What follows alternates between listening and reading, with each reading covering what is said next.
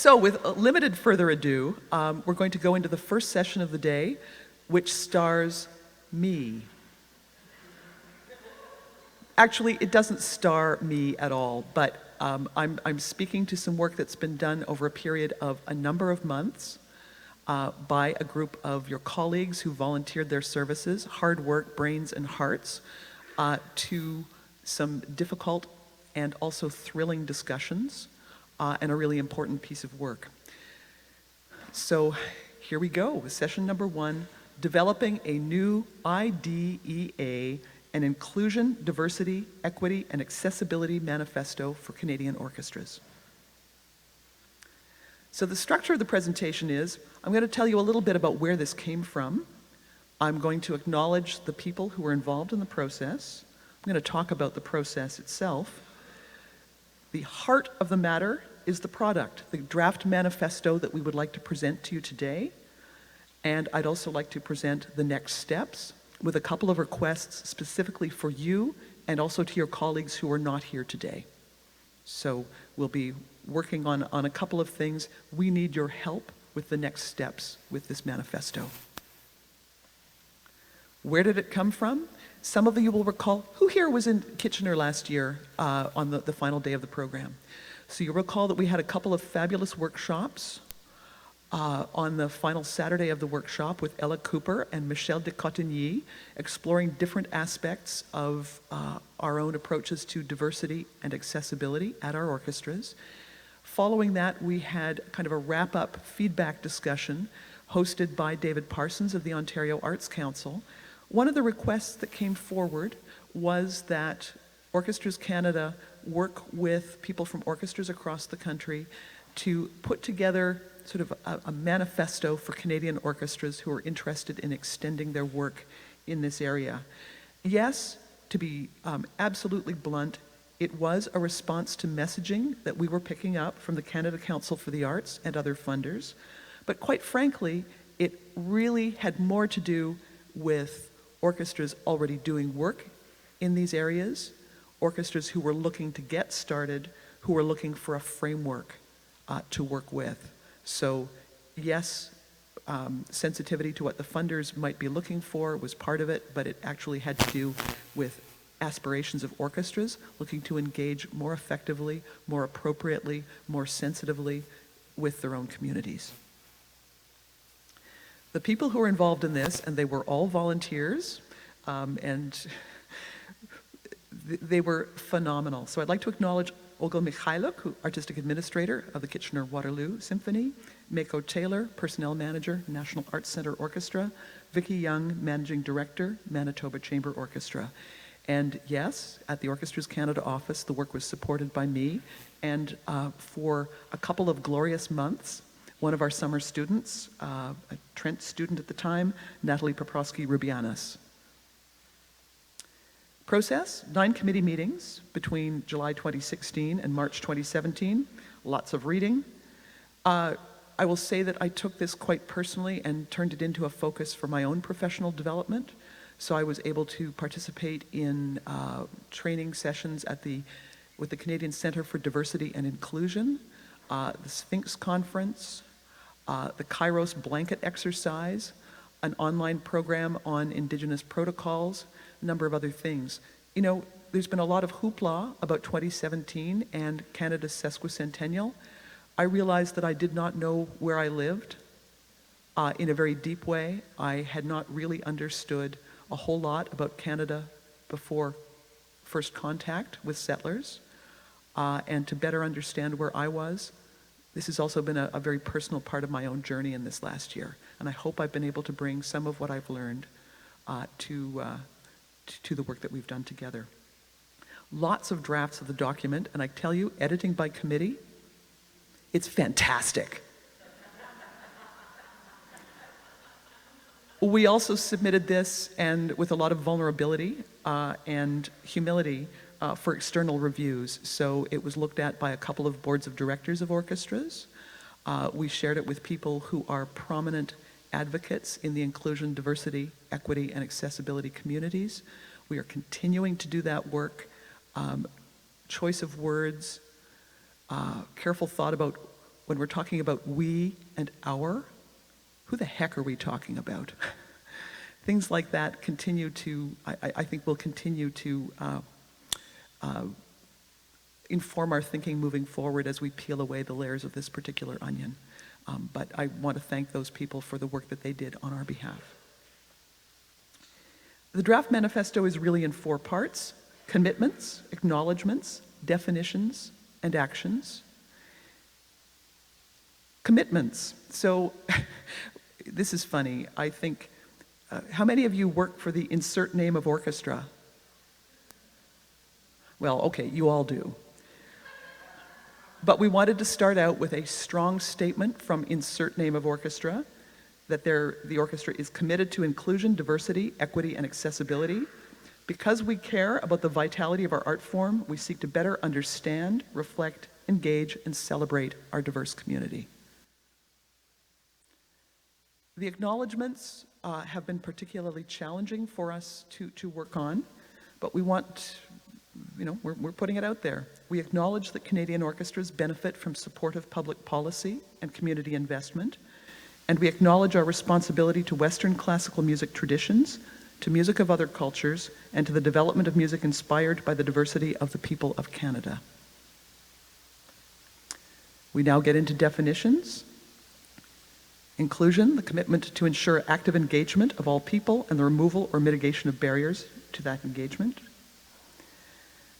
I don't do it. Shall I just stand silent while you read what's here, or is it actually legible from where you are?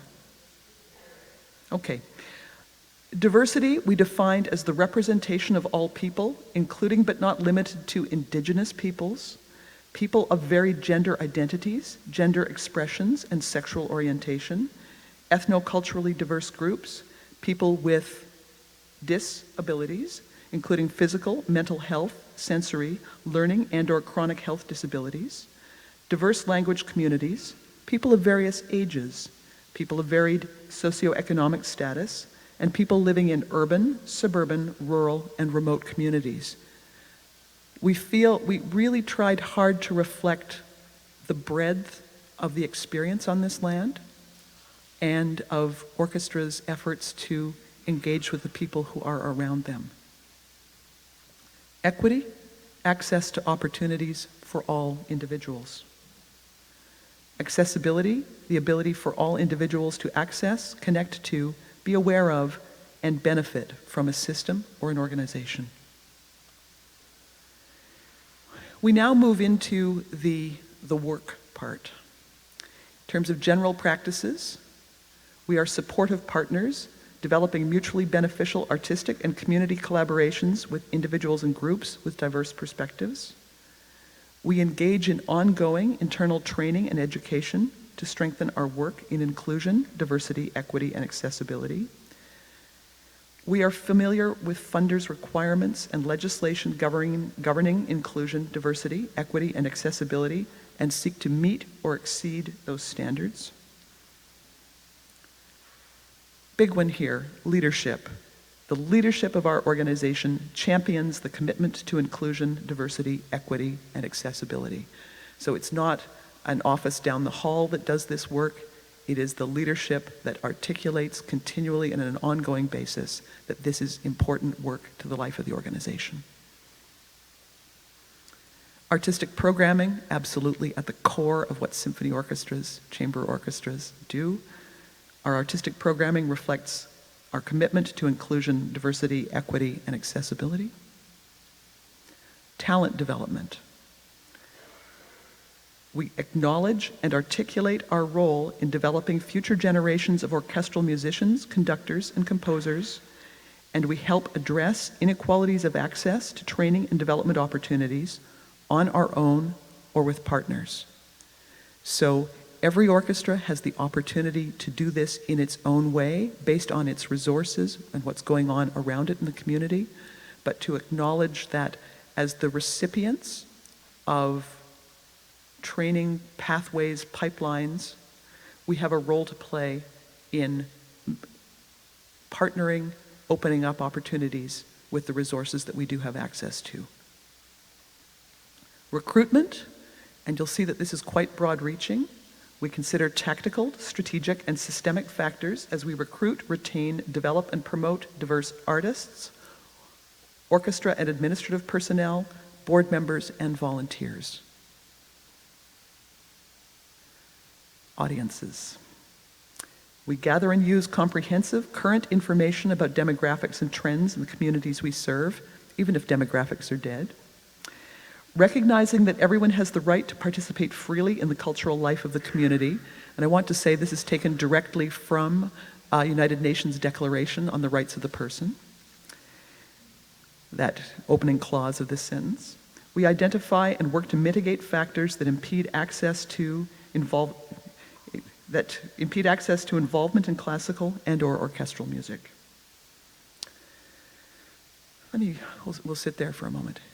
So, any questions so far in terms of what the committee has laid out as a proposed commitment that Canadian orchestras would individually make and refer to? I'd ask if you could come up to the mic if you have a question at this point. There'll be more time for questions at the end. Test. I like that voice. He just broke the system. It's a minor point, but I just think that it's important to look at the administration. You mentioned it only in one of the in the recruitment, I think, or the... Yes. Yeah, but that's the only place. And I just think administration, that is people who are decision makers, it's very important to acknowledge that that's a place where things can develop integrally, and maybe it belongs not just in point 8. Okay, I would submit that it may be incorporated in leadership, although we all know that leadership takes many forms in symphony orchestra organizations, but I appreciate that input. Thank you. Shall I roll on to next steps and then we can discuss this further?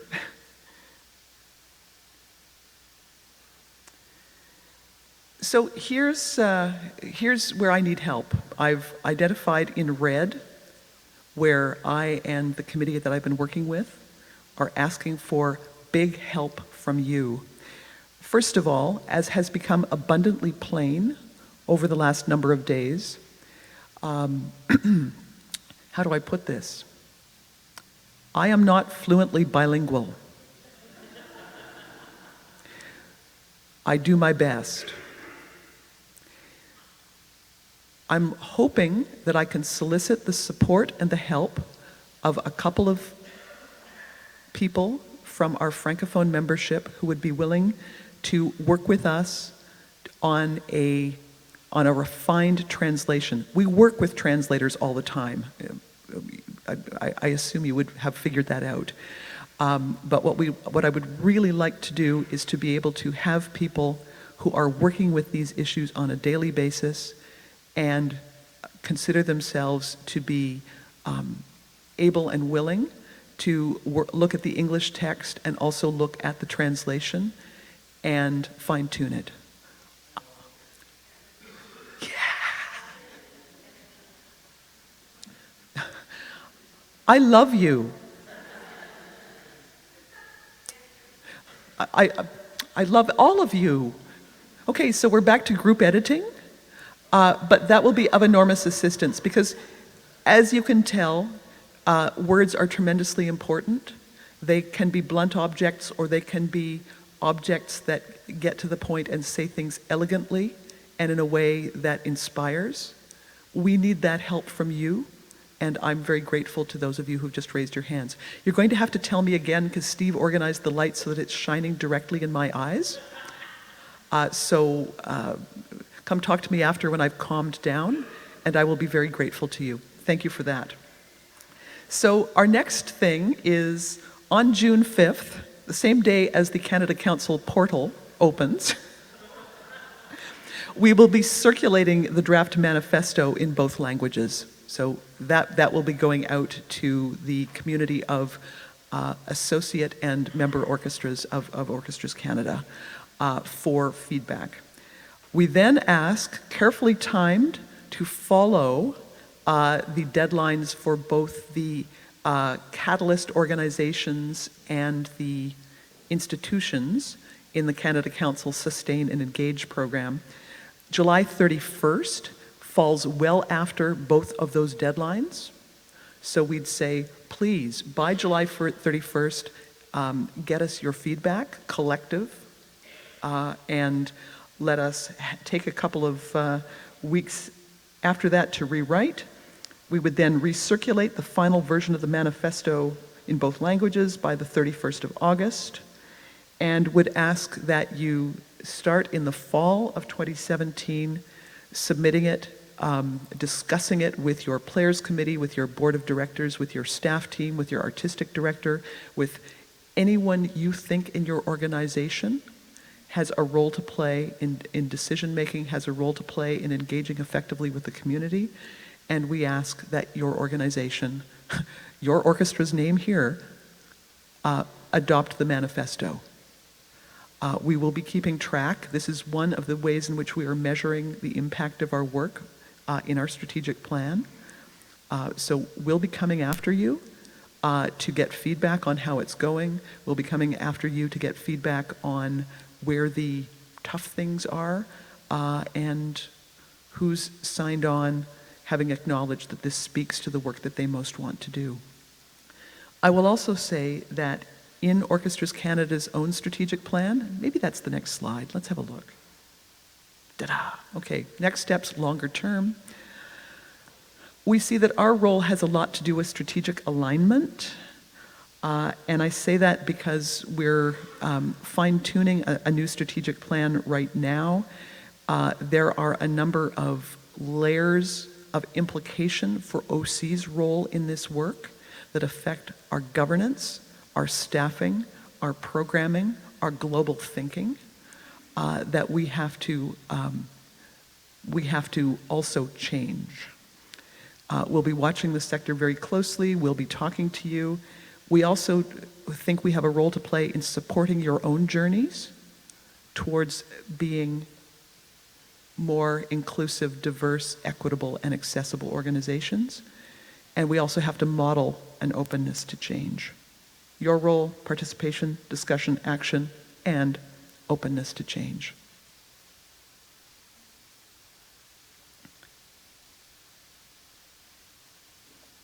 So I will again open the floor for questions and comments and thoughts.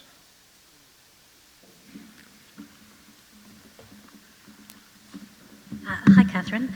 Hello, Soraya. Do you want to tell us who you are? Yes, I think I shall. Hi, everyone. You know what? I'm just going to turn this around so I can see you. So my name is Soraya Pirbai, and I'm here with my collaborator, Parmala Atariwala. I don't know if you'd like to stand, Parmala. But yes, we have been quietly eavesdropping on your conversations in the last couple of days.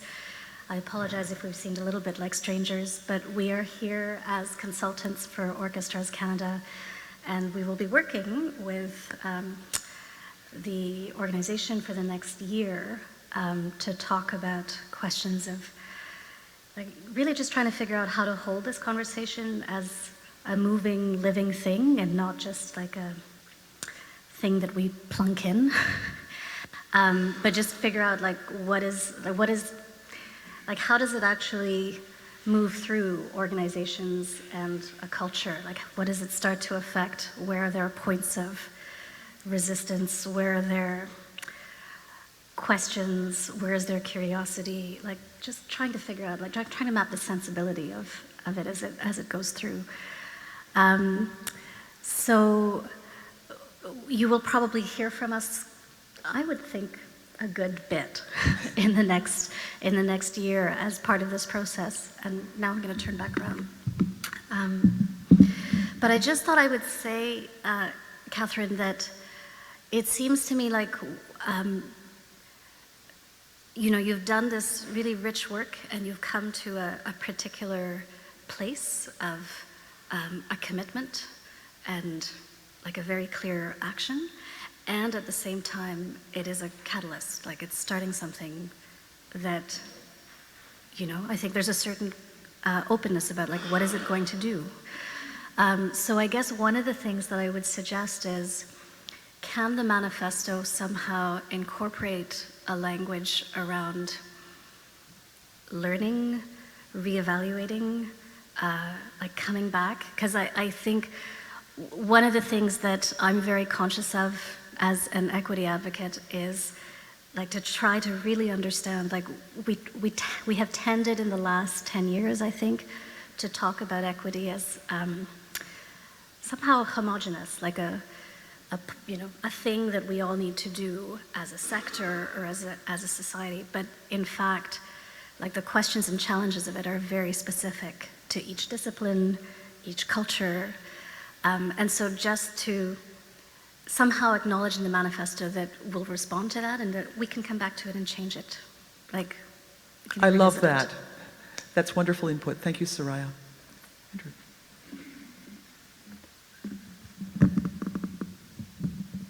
Andrew Bennett, Kitchener-Waterloo Symphony. As an advocate for this exactly a year ago, I'm delighted it's reached this stage already. I think the important thing is to stress what this represents today for orchestras is as follows. In carefully honing the language, which has been a long and important task, we collectively have the solution to the question, what do I write down, when somebody asks me, what do we do? We can say that we as an orchestra sign up to the manifesto. That is an important catch-all that for funders, for partners, and so on and so forth, is fundamentally useful. Of course, it's only the start, because then what do we do is the next stage. But if all of us collectively, separately and collectively, do things with respect to this manifesto, I think all our work will be better regarded, and we'll have much better structure for that work, no matter where we're located and no matter what that function is. And I would call on all colleagues, not just to adopt it, but to adopt it in that spirit as a way of solving the problem about how do I fill in this box, but solving a much bigger problem, which is what do we do in a meaningful way. Thank you. I just want to say this is really thrilling. First of all, I'll introduce myself. I'm Barbara Scales, and I am an artist manager, Latitude 45 Arts Promotion for getting on to 40 years. But I'm also been on the Canadian Music Centre board for 20 years, and I'm currently the president of the Canadian Music Centre in Quebec. And about 2 years ago, I raised the question of how we could do more in terms of understanding, exploring, knowing compositions and the compositional tradition and the music creation tradition of First Nations in Quebec and in Canada, and brought it to the board at the national level as well. So I'm sure that there will be collaboration possible between the Canadian Music Centre and Orchestras Canada on this question in a larger way. But I think very important for, as somebody who's not insert name of orchestra in this space, present at this meeting, I just want to say that I think that you will find it useful to find partners, and I applaud your leadership in this. Really, I can't say enough how important it seems to me. But I think it's very important to reach out not just to institutions like, good service organizations like the Canadian Music Centre, Canadian League of Composers, but also in your local, wherever you are, your high schools, your elementary schools. When we talk about training, it can't just be people who are ready to work at an orchestral level. It has to be a lot earlier than that. And so we're talking about conservatories, we're talking about business schools, because we are talking about people working in administration. And I think, I would just urge any orchestra leadership adopting this amongst best practices that you've suggested looking at and identifying and then articulating, that we look at very specifically amongst those things, partnerships with organizations, whether they be national or regional or local, but certainly schools, and particularly for that training bit. Thanks. Thank you. So what I'm going to suggest at this point is We need to do a little bit of tech fiddling to get set up for our very exciting closing panel. So why don't you go grab coffees, and we'll be back in about 3 minutes. Thanks so much. And thank you for your support and for your thoughtful consideration of this. No. Ah, no.